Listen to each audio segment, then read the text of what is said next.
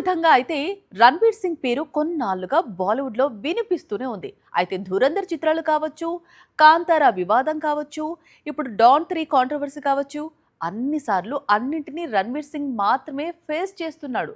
కానీ అతని భార్య దీపిక నుంచి పిన్ డ్రాప్ సైలెన్స్ సమాధానంగా కనిపిస్తోంది. అసలు దీపిక ఎందుకు స్పందించడం లేదు అనేది ఇప్పుడు హిందీ ఇండస్ట్రీలో హాట్ టాపిక్ గా మారింది. రణ్వీర్ సింగ్ బాలీవుడ్ కు గొప్ప కంబ్యాక్ ఇచ్చాడు.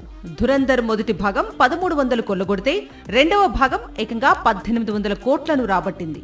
హిందీ ఇండస్ట్రీలో రణ్వీర్ ను తిరుగులేని హీరోగా నిలబెట్టిన చిత్రాలివి. కానీ ధురంధర్ విజయాలపై, భర్తకు కలిసి వచ్చిన బ్లాక్ బస్టర్స్ పై దీపిక అస్సలు స్పందించలేదు.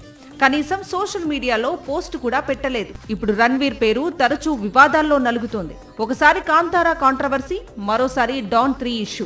ఈ రెండు ఇష్యూస్ తో చాలా ఇబ్బంది పడుతున్నాడు రణ్వీర్. అయినా సరే దీపిక నుంచి కనీసం స్పందన లేకపోవటం బాలీవుడ్ వర్గాలను ఆశ్చర్యపరుస్తోంది. మరోవైపు డాన్ 3 నుంచి చివరి నిమిషంలో రణ్వీర్ సింగ్ తప్పుకోవడంతో డాన్ 3 దర్శక నిర్మాతలు the federation of western Indian cine employees ను ఆశ్రయించగా వారు సమస్య పరిష్కారం అయ్యే వరకు పరిశ్రమ మొత్తం కూడా రణ్వీర్ తో పనిచేయొద్దు అని కోరింది.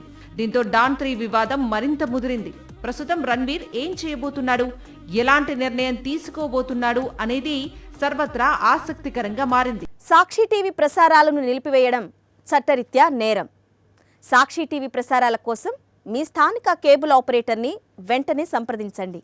డిటిహెచ్లో, ఇంటర్నెట్లో కూడా సాక్షి టీవీ ప్రసారాలను వీక్షించవచ్చు.